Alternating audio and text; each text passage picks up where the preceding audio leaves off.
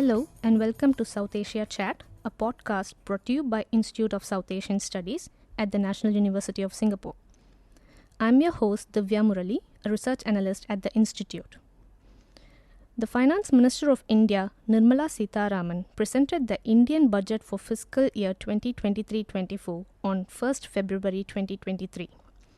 Presented as the first Amrit Kaal budget, a term coined by Prime Minister Modi to describe India's journey for the next 25 years to India at 100, the budget gains importance as the world faces the prospect of slowdown and potential recession due to high levels of global inflation. Besides, this is also the last full budget of the current Modi administration before India heads to polls in 2024. To unpack this important budget in detail, in this edition of South Asia Chat, we have with us two eminent experts, Mr. Vinod Rai, Distinguished Visiting Research Fellow, Institute of South Asian Studies and former Comptroller and Auditor General of India, and Dr Amitendu Palit, Senior Research Fellow and Research Lead, Trade and Economics at the Institute of South Asian Studies. Welcome to the podcast, Mr. Rai and Dr. Palit. To begin the conversation, my first question is that the Finance Minister Nirmala Sitharaman presented her fifth budget on 1st February 2023. The government has continued its path of capex-led growth, or that is capital expenditure-led growth from the last couple of years, while commendably staying in the fiscal consolidation path. Mr. Rai, what are your overall impressions of the budget? Who do you think are the main winners and who do you think have lost out? Thank you, Divya. Thank you for having us with you today. To explain the presentation of the budget, let's see the scenario as it's obtaining in India today. Firstly, there is a slowing down of domestic growth rate. There are global recession fears. There is also persistently elevated prices, fears of unemployment, and high fiscal deficit, of course, to be followed next year by general elections. So this is the scenario under which the finance minister was presenting a full budget, probably the only full budget before the next general election. Now, in such a scenario, I would compliment the minister for presenting a balanced budget which steers clear of the temptation to go in for populist announcements, which has been the trend in the recent past for budgets just preceding elections. The budget has announced no freebies, and its strong point is realistic recognition of the usual budget numbers. Why do I say that? The budget uses nominal gross domestic growth of 10.5% as its modeling assumption.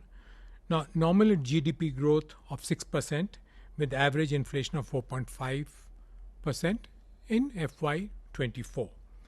Net tax revenues center are also assumed to rise by about 11.7%, which is a reasonable level of buoyancy which has obtained in the year going by. Net revenues to center are also assumed to rise by about 11%, as I mentioned. Both corporate and income tax collections are assumed to grow at about 10.5%. So there is no overestimation on other revenue items such as disinvestment. This year, disinvestment was pegged at 60,000 crores, whereas India's performance as yet has been only 31,000 crores. So I think the finance minister has very realistically pegged the disinvestment figure for the next year at 51,000 crores. Now, on the expenditure side, as you mentioned, the big positive continues to be the focus on boosting capital expenditure. And it is expected that with this 37% increase to rupees 10 trillion crores, the effective capital expenditure will be able to boost substantial works which will provide long-term employment. Now, expenditure on revenue account is only rising by about 1.2%, and the net of the rise in interest payments is going down for the current year. So, this has been enabled by the cut in subsidies, which are budgeted to fall from roughly rupees 3.5 trillion to rupees 3.7 trillion crores. Now, the other thing positive in the budget has been the railways capital spend, which has been boosted to rupees 2.4 trillion crores, the highest ever in the 9 years of the present government. And then there are significant incentives for green energy and hydrogen, and the government is obviously indicating that it is serious about energy transition. The budget, as I mentioned, has stuck to fiscal prudence, and the fiscal deficit is pegged to fall from its 5.9% of GDP, therefore leaving less market borrowing for government and hence more for the private sector. So, on the whole, long-term infra has been a gainer: roads, ports and airports. Losers, not really any, because the competing demands on the budget were substantially high. I'd leave it at that for the time being. Dr. Palit? Thank you, Divya. So I would like to add on to what Mr. Rai had mentioned in terms of highlighting one critical aspect of the budget, and that is the very sharp increase in capital expenditure, which is to the tune of around 33%.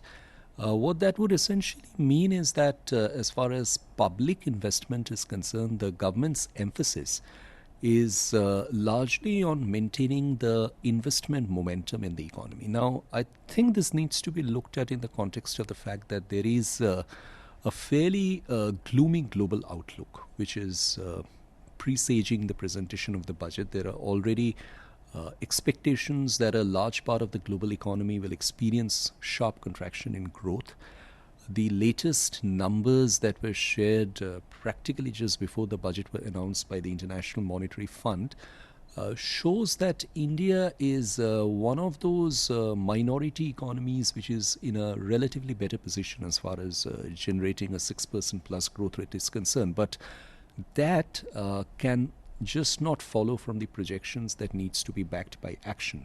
So from the government side, this increase in capital expenditure was a very significant move, because that would enable the investment funds to stay in the pipeline and generate sufficient investment in the economy, primarily through infrastructure projects.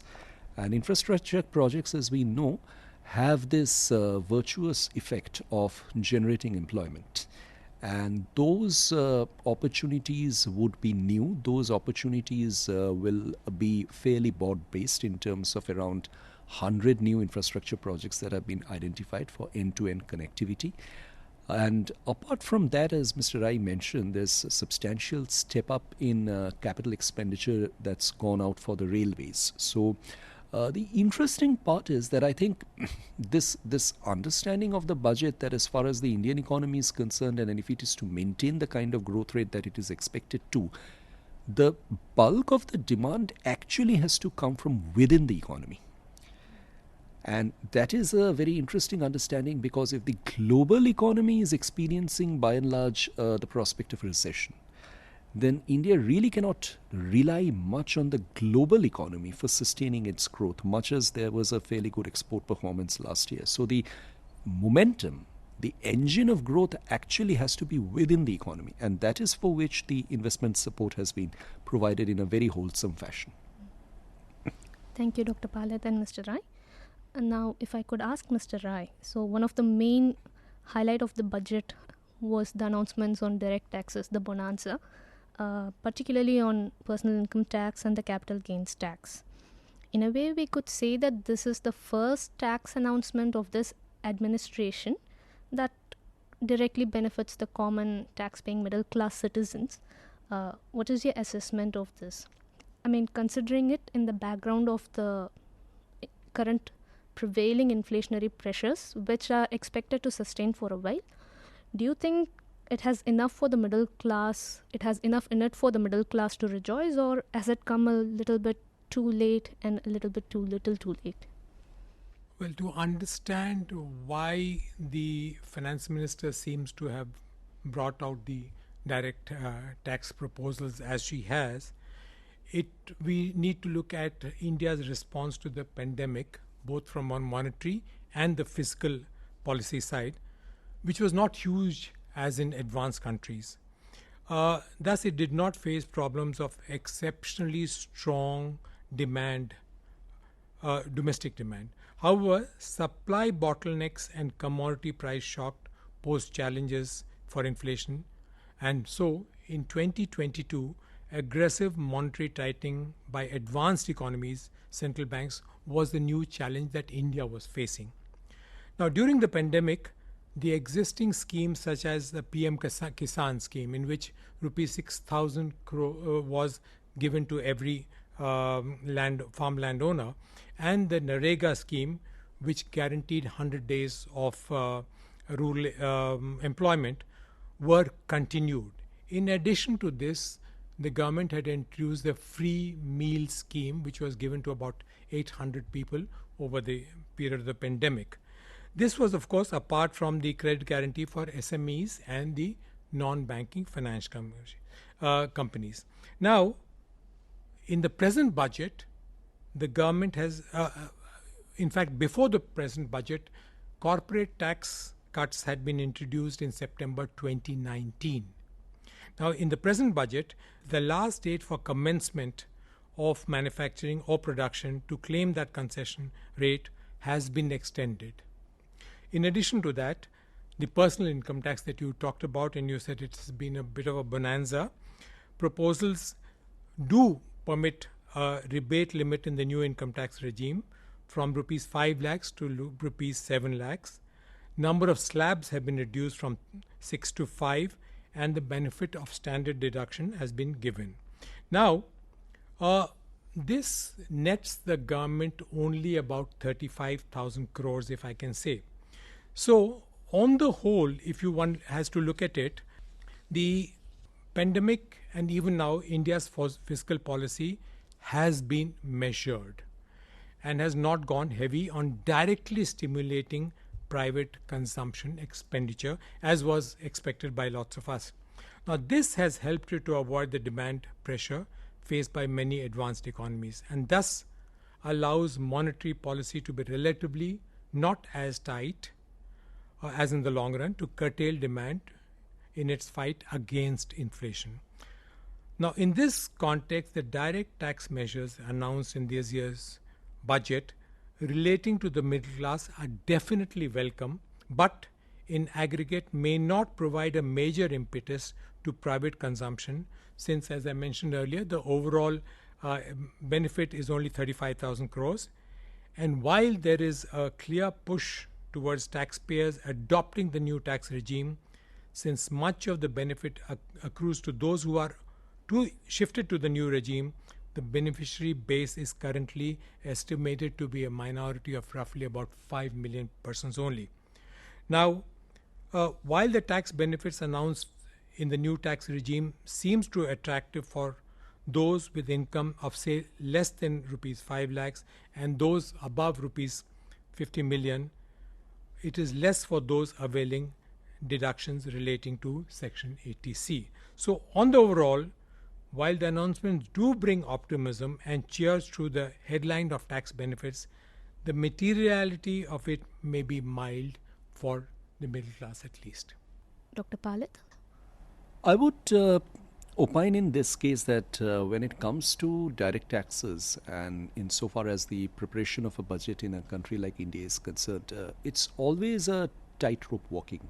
It's tightrope walking because ideally the minister would want to raise as much resources as possible through direct taxes are concerned, because that's really the goal and principle of an efficient and effective tax administration system.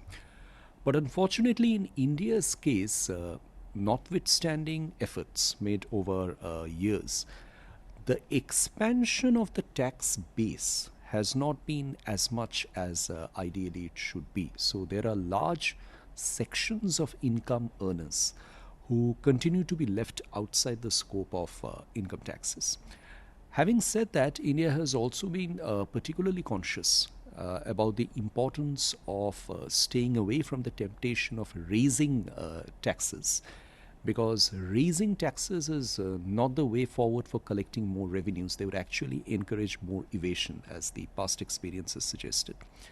So, this being a rather delicate situation with limited room for maneuver, I think what the minister has been encouraged by is the performance of the current fiscal, in which there is a clear reflection that the revenues that have been mobilized from corporate tax and personal income tax have been more than the budgeted estimates for the year.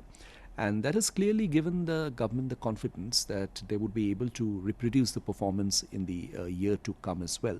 So that might allow the government a limited flexibility in enabling the middle class some sort of tax relief. So to that extent, 700,000 rupees earners would go tax-free.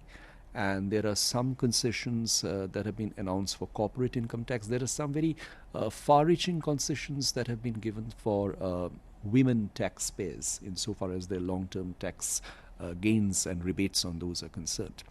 But the point over here, Divya, I think which is important to note in this context is that I think Mr. Rai pointed out that this might have a limited impact, positive impact on consumption. Simply because of the fact that ultimately the impact on consumption would actually depend upon the real purchasing power of the middle class, which would depend on the domestic inflation. Now, domestic inflation is something on which the finance minister will not always have a handle, because there would be external factors that would contribute to the inflation. But on the whole, this probably again would go down as a step which is aimed at encouraging consumption demand in the economy, and to that extent be taken as a step for encouraging the growth momentum. Thank you. It also looks like the government has given enough reasons for the markets to cheer as well, not just for the citizens, by the relief that was brought about by the direct tax announcements. So the finance minister said that her indirect tax announcements aim to promote exports, boost domestic manufacturing, enhance domestic value addition, encourage green energy and mobility. So Dr. Palit, could you just give your assessments on what you see about this, particularly in the context that this is the year that India is presiding over G20? It's interesting that this year India, through the budget, decided to actually bring down the customs duties on a large number of products. And that is interesting because of two particular reasons.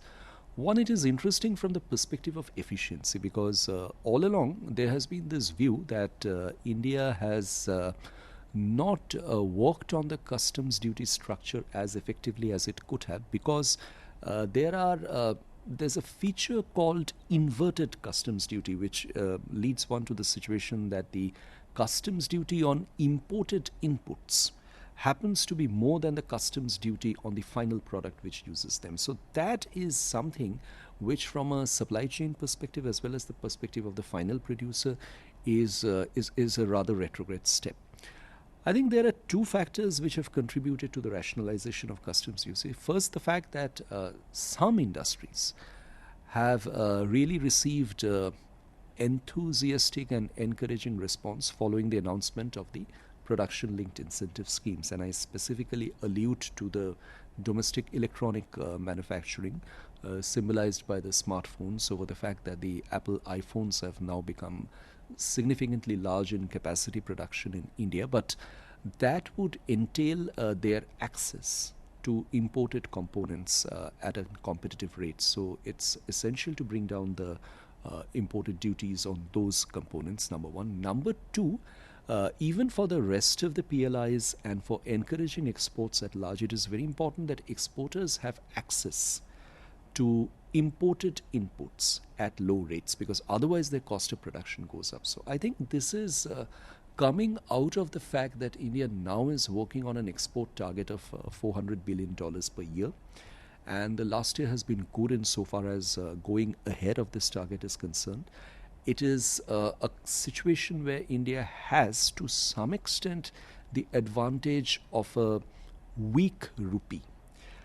This is not to say that a weak rupee will necessarily encourage exports, but a weak rupee vis-a-vis the American dollar certainly gives Indian exporters a price advantage in several markets, particularly the American market. So, all in all, this should be taken as a move for encouraging exporters. But having said that, the challenge over here will be that to what extent can the Indian exporters take advantage of this situation, because it is important for them to actually work on a higher capacity. Now, higher capacity again is a function of the conditions under which they operate internally, including the conditions which impact their doing business scenarios. But looking at the global markets are in a situation where they are not volatile specifically, but they're also not in a particularly robust condition, in the sense that they might go either way.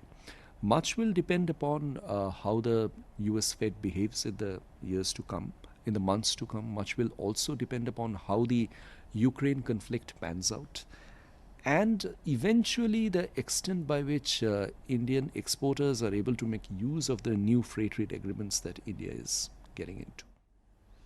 Thank you, Dr. Palit. So, if I could come back again to you, Dr. Palit, and also shifting the lens towards the social sectors.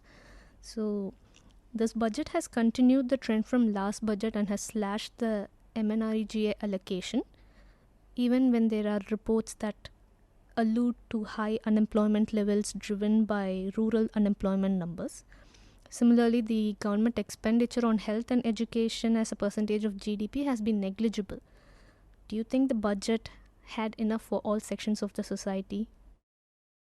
That's a very interesting point that you mentioned, Divya. You see, I think this is a budget which also points to a particular dilemma as far as public policy is concerned. Now, as Mr. Rai mentioned earlier, post-COVID, the emphasis of the government insofar as public policy has been concerned, and for obvious reasons, has been on supporting livelihoods and trying to ensure that there is some minimum income that is assured, particularly on part of those people who were displaced after COVID. And that primarily would comprise the rural mobile population, which moves from rural areas to the cities and back and forth. And we are aware of the disruptions that happen for migrant labor, a large part of the population. But having said that, the challenge over here is that how long can a government maintain a supportive policy for assuring those incomes? Because this might eventually turn out to be a race to the bottom. Ultimately, from a finance minister's perspective, from a budget's perspective, the challenge is to mobilize sufficient revenues and revenues out of a natural buoyancy in the economy that is created by good and strong growth. Unless that happens, the capacity to support public welfare programs is reduced. I think this is where the government had to take somewhat rational decisions, which could also be partly unpopular politically. And the fact that the allocation has been reduced on a year-on-year basis from MNREGA, I think is also a signal towards the fact that it is perhaps not right to expect that allocations under public welfares will keep on extending and keep on getting increased through an almost elastic process. That just cannot happen. Perhaps the time has come for a lot of beneficiaries of this program to also look at the possibility of getting engaged in an overall growth-inducing process, because there are supportive conditions that are being created, particularly through the capital expenditure support, the rural development allocation support, including the kind of very big push that the government has provided towards creation of new urban infrastructure, including the Urban Infrastructure Development Fund, particularly in the Tier 2 and Tier 3 cities of the country, where I expect a substantial amount of the beneficiaries of the MNREGA will actually get employment and be able to earn livelihood. So, in that case, if they are actually exposed to new opportunities, where is the rationale for providing more income support through the MNREGA? I think that is a major public policy decision to be made, and this is a bold step. This is a bold step coming in the back of situations in the country where there is actually a very unfortunate move towards fiscal profligacy, that is being noticed on part of several state governments in terms of revival of the old pension scheme demands and so on and so forth, which is actually not the way forward. I mean, ultimately, populist economic policies can really not deliver beyond a certain point in time. So to that extent, I think this is an interesting, innovative and bold step that has been taken by the budget. Mr. Rai, is there anything at all that you think the finance minister could have done differently in this budget? Oh, well, to put oneself in the finance minister's shoes, I wouldn't really envy the finance minister. On the one side, you have the economy recovering from a pandemic. On the other side, you have a general election facing you in about a year's time. Now, what does a finance minister do? With the very limited flexibility available to her in, with these constraints. I think, as I said earlier, she has done pretty well. She's ticked all the boxes. She has been able to provide a nudge to the population which was hereto dependent upon rural employment guarantee or free allowance of rations to move into areas where capex will be giving them increased capex will be giving them employment opportunities. So I think that has been a very good calibrated, very well calibrated initiative that has been taken. You can always say that social sector, which is health, maybe education, has not been provided enough. But as I mentioned earlier, the competing demands, and to that extent, I think the finance minister has done well. Yes, some more direct assistance to MSME, which employs a large number of people in the unorganized sector, may probably have been better. And that's what I would say. So to wrap it up, the final question. So as India heads to polls in 2024, which Mr. Rai also just mentioned in his previous response, this is the last full budget of this government. So does it have enough to appeal to the voters? Mr. Rai, if you could go first. Well, I think the government has taken a positive step in indicating that they don't want to go in for populist measures. They don't want to go in for distribution of what I would call largesse or freebies. And the government would like to invite the public, the normal public or the voting public towards its developmental programs. To that extent, I think it's a good philosophy, and I would sincerely believe that providing long-term employment opportunities, providing more on the development side is an issue or is a item of expenditure which would appeal to the voter, as he is getting a long-term prospect of employment, which means disposable income in his hands, which will ultimately generate demand. So I think I would laud the government for the step taken by them in this direction. Dr. Palit? The problem over here is that it's very, it's mostly not always that good economics translates into good politics. There's always a dichotomy between the two, because what would ideally be seen as good economic, sensible, rational decisions might not actually have strong political dividends to deliver. But on the other hand, policies taken with the objective of reaping political dividends might not also end up doing so. I think from an incumbent government's perspective, and this is that of the government that has delivered the budget, the best condition in which they would like to go in for the next general elections is a condition where there is an overall economic stability with a sufficient amount of opportunities for various communities, and also a momentum which had gone completely missing during the COVID-19 period. Now, it's going to be very difficult to erase the marks that COVID has left behind. It is going to be a very challenging task to completely bring back the entire system of the economic functioning back to normal by the time the next elections go.